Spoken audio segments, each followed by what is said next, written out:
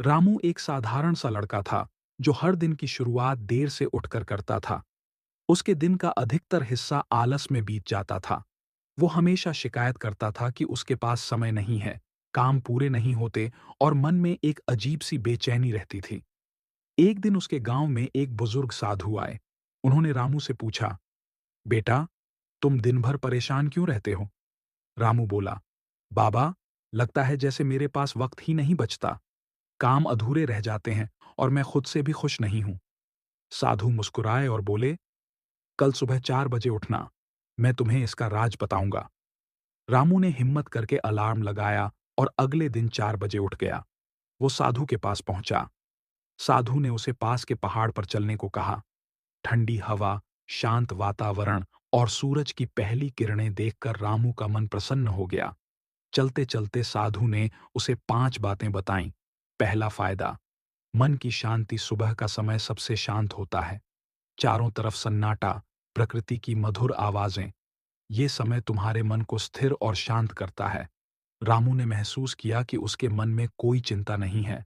दूसरा फायदा, फोकस और स्पष्ट सोच, जब सब सो रहे होते हैं, तब उठकर तुम अपने सबसे जरूरी काम कर सकते हो। ध्यान, पढ़ाई या प्लानिंग। रामू ने सोचा, मैं हमेशा दिन भर व्यस्त रहता हूं, लेकिन सुबह उठकर मुझे खुद पर ध्यान देने का वक्त मिलेगा। तीसरा फायदा, स्वास्थ्य में सुधार, हवा, योग या हल्की एक्सरसाइज करने से शरीर में ऊर्जा भर जाती है, बीमारियां दूर रहती हैं। रामू ने पहली बार महसूस किया कि उसका शरीर हल्का और ताजगी से भरा है। चौथा फायदा, समय का सही इस्तेमाल। जब तुम दूसरों से पहले जागते हो, तो तुम्हारे पास दिन के 24 घंटे को सही तरीके से मैनेज करने का मौका होता है। कोई जल्दी नहीं, कोई हड़बड़ी नहीं, साधु ने मुस्कुराते हुए कहा। पांचवां फायदा, आत्मविश्वास और सकारात्मक सोच। साधु बोले, सुबह जल्दी उठने की आदत अपने आप में एक जीत है। ये तुम्हें हर दिन खुद पर गर्व करने का मौका देती है। और जब दिन की शुरुआत जीत से होगी, तो पूरा दिन तुम्हारा होगा।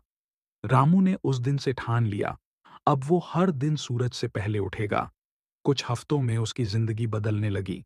काम पूरे होने लगे, मन खुश रहने लगा और लोग उसके आत्मविश्वास की तारीफ करने लगे।